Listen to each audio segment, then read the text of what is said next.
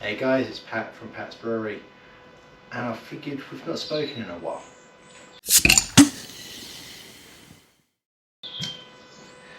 So yeah, it's been about, it feels like at least 4 weeks since I've done a video. It might be less, but it feels like I've not put anything out there for a while. So I figure I'll give you an update on where we're at and give you a bit of information around what we've been doing brew wise and all of that stuff. So first things first, let's get a beer poured. I'm actually going to be pouring 2 beers because, you know, I don't want to just be talking at you. I always like to do something a little bit interesting, or what I might find interesting in these videos. Some of you might have noticed that it's actually taking a little bit longer for some of my beers to get poured in the latest videos. That's because I've changed over the pipe work on the inside of the keezer to slightly longer pipe work, kind of making it, or most of it, I've not finished yet, but making most of it a little bit more consistent. I bought some of the keezer line kits from Brew Keg Tap, which they say themselves could probably do with potentially shortening. But that's the first beer. So this is the Amarillo Wav version 2, the 4.9%. Now, one of the things that I think I called out last time was it wasn't, you know, perfectly clear. If you have a look at that now, that is absolutely see-through, you know. That's one of the things that, you know, really does come with age, you know, that clarity of everything just dropping out, and formed nice bubbles on top, nice tiny bubbles, nice thick head. Gonna see how long that lasts.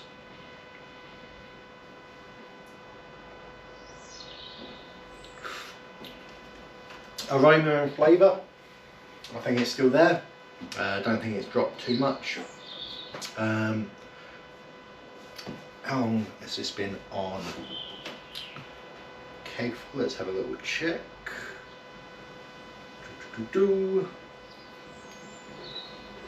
So this one, it went into the keg on, looking for dates, 10th of March, and what's the date today? Date today is the 29th of April, so obviously about is that 6 weeks, 7 weeks, something like that. Yeah, so having a look, obviously I did take a bit of a gulp of the head just then, but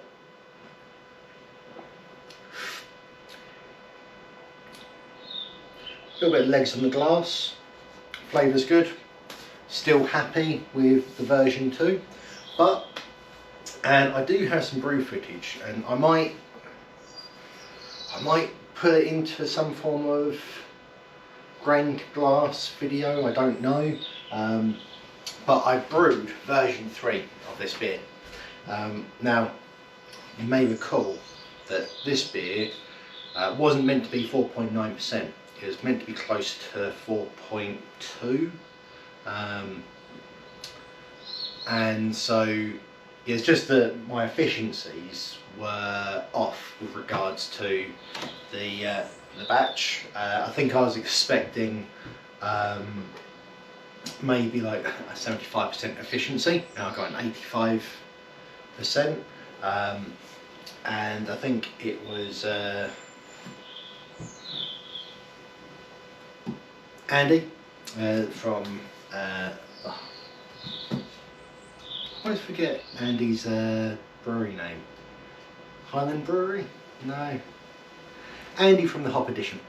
He called out that anyway, you really do need to make sure that your efficiencies and your profiles and stuff are set up to take into account what sort of percentage beer that you're aiming for. And he kind of suggested that for your lower beers, an 85% efficiency might be more on point, and so that's what I've done. I've also set up on my Brewfather app 3 profiles, one for low, medium and high alcohol, just so that I keep that in mind in the future when doing my recipes, that I'm using the right one. But anyway, so I adjusted the efficiency to be 85%. Also, what I've done, and while I'm talking I might as well pour this new beer, I also didn't want to just reduce everything with regards to getting the new percentage correct, because one of the things that I have noticed is that although the head's okay, it's not sticking around. So I thought I don't want to reduce the amount of Cara pills, or actually in this one it's all through crisp and they use dextrin malt. So I decided to keep the dextrin malt at the same volume as it was and just reduced the extra pale and a little bit of a reduction on the weight. And with the intention, and I don't know, maybe this will be a little test today, but the intention is that the head should last a little bit longer, because percentage wise the dextrin malt is higher. Now this one did come out and we hit our target of 4.2%. I'm pretty sure. I think again, you know, nice and prepared, but no, we hit 4.3. Hit 4.3 because it ended up finishing out a little bit lower than I planned. It was supposed to finish out at 10.07. It finished at 10.05. So got that extra point of a percentage. But 4.3% I'm okay with. Clarity wise, not as clear as this one, but it is still very clear. That's good. Now, saying that also the differences in these,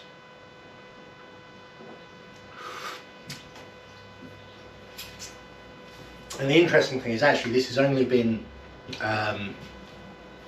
carbonating for, I think it's a week, maybe it is longer. This one went in at 20th of April, so 9 days. So yeah, it's effectively ready. No issues there.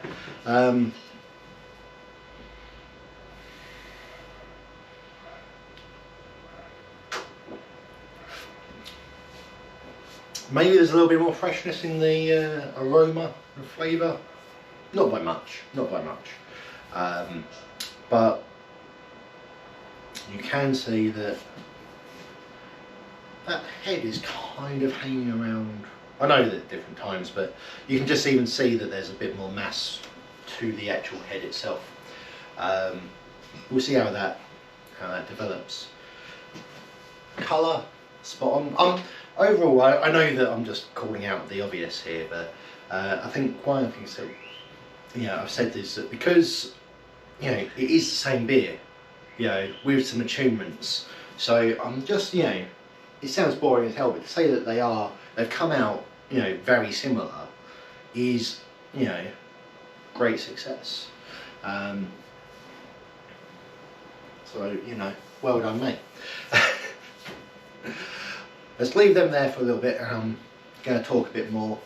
I know, won't stop talking this one. So, don't know if you guys will remember, but this beer, the 4.3% beer, is actually going into a beer festival. Yeah, pretty sure I mentioned it before. If not, here it is. So I joined up with the Anglian Amateur Brewers towards the end of last year, and they mentioned that they do, and I don't know how many years they've done this, so they at least done it last year. I don't know if they've done it the year before, but they team up with a pub in Colchester, the Victoria Inn, to host a beer festival, but the beers are all provided by homebrewers. It's a charity event where the tickets sold, which give you access to sample the beers, money raised goes to a charity. This year, the charity, let me just pull it up, the charity is the Aching Arms. The charity brings comfort after baby loss. It's a, that sort of charity obviously is, there's a few of them which deal with helping families after baby loss and bits and pieces, but this is actually a little bit more local to our area.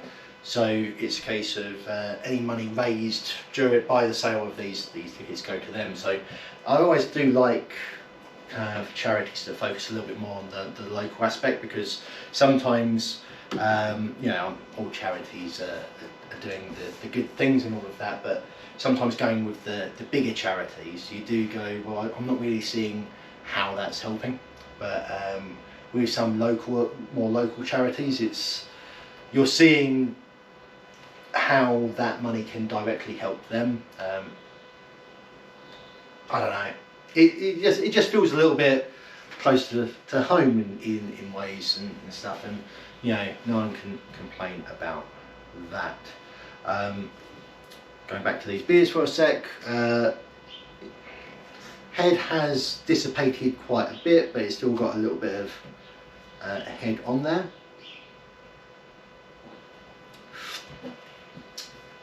I don't think it's going to be a beer that the head hangs around for ages, but what I would say is that you can see that the lacing on the glass is hanging around quite well, so maybe that's what we're really going for on this one. Yeah, so back to the festival. So obviously I am drinking this off of a keg, but it's because, again, I've done a double batch, and the first fill up from the fermenter actually went into a cask, and that was quite exciting. So I borrowed this cask off of one of the other fellas from the brew club, and Colin, thank you again for the lend. I doubt he watches these videos, but if he does, I'll make sure I'll call him out. But it's that part where you go, that was quite interesting, and also quite daunting in a way, because obviously we've all done things like using pressure barrels and stuff, but doing things into a cask, that's like, again, this is the real deal mentality anyway. It's that part where I think it's part of, look at this, built bloody bar to talk to you guys and drink beer and have friends round, just because I want that pub experience. I want to do this. Got kegs, doing a cask. That's just another aspect of kind of falling into the hobby of going, oh, here's something different. Here's something more into the real deal with regards to making your own beer. But anyway, it was interesting doing the whole casking piece. because I reached out to Andy at Four Priests with regards to his recommendations with regards to doing casks for festivals, and you know, he gave us some good advice with regards to the findings that he used to clarify it up, because obviously you know, it's not going to have the benefits of, you know, pulling out the first couple of crud ones from the bottom of a keg. It's a case of the cask is going to sit there. There's, you know, transport, and obviously it sits in place, but you know, by what was the findings that we used? It's like browse something. I know it's a vegan findings, but you know, so I put in some of that, and then also with regards to priming. Again, this is something that's quite interesting, because thinking back to the days of like doing pressure barrels and bits and pieces like that, and you know, the first time you do a pressure barrel, and the instructions on the old Cooper's kits and stuff would be like 100 grams or something, and then you go, why is this so over pressured? And you know, as Andy kind of suggested to me, actually there's a tool within the Brewfather app which suggests what sort of or the volume of additional sugars you need to add for it to all add up and bits and pieces, depending on temperature and required pressure volumes. And he gave us a recommendation with regards to a volume capacity. He said he goes top end at about 1.6 pressures. I can't remember the proper term, but he did say that was probably a little bit high, so I went with a 1.4. Anyway, it ended up being like adding about 21 grams of sugar to the cask. The cask is a 20.4 litre cask, so it's not a full size thing, but and that's why I've been able to get a keg out of it as well. But yeah, it's quite cool. I'm looking forward to it. Oh, right, so I've told you the place. It's the Victoria Inn in Colchester. I told you the charity that it's supporting. When? It's the 18th of May. Now this isn't a request for anyone to go. I'm just telling you that something's happening. And you know, if people are in the area and interested, it sounds like a good cause. I will be there on the day. You know, yeah, I'm just going to be looking forward to going, because actually this is going to be one of the first times that I've met the majority of the homebrew club, because I live in the South End area, and a lot of the actual things that happen within the club are in Colchester and Chelmsford and Ipswich, which are the other areas of Essex and the Anglia region.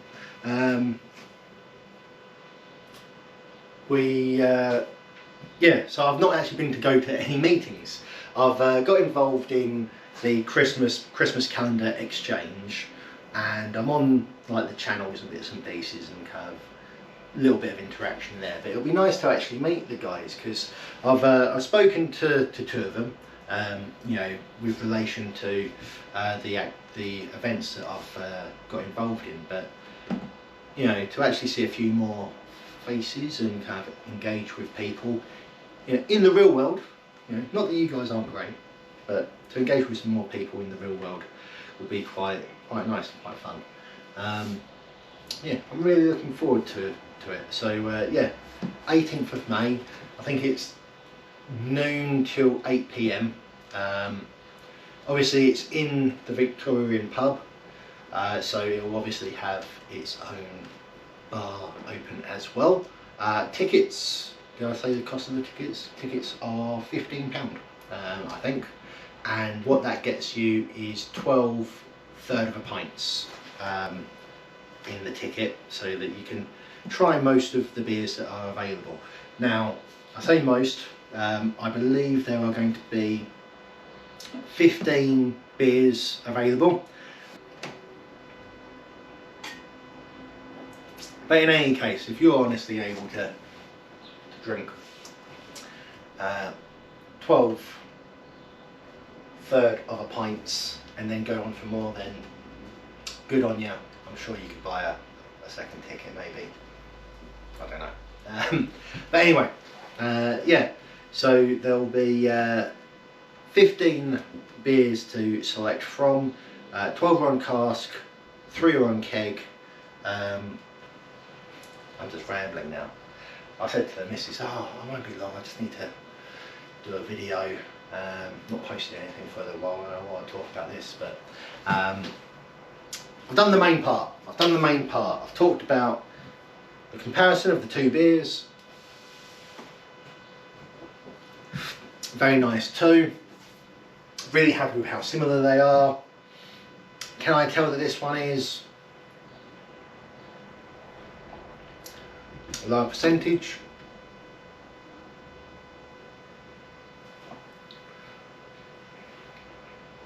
Don't think so. Not really. You know, 4.3 to 4.9. Fine, it is a drop, but I think it's all good. I'm happy with it. Yeah, that'll do.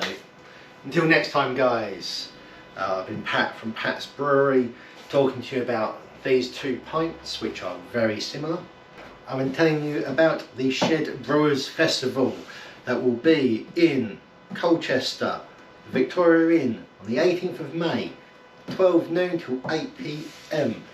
You can get tickets by turning up on the day or by actually contacting the Victoria Inn in advance and kind of placehold some tickets for you if you are interested. But here's an actual opportunity for some of you to try a beer and some other excellent beers from other people within the Anglian Home Brewers Club. Cheers.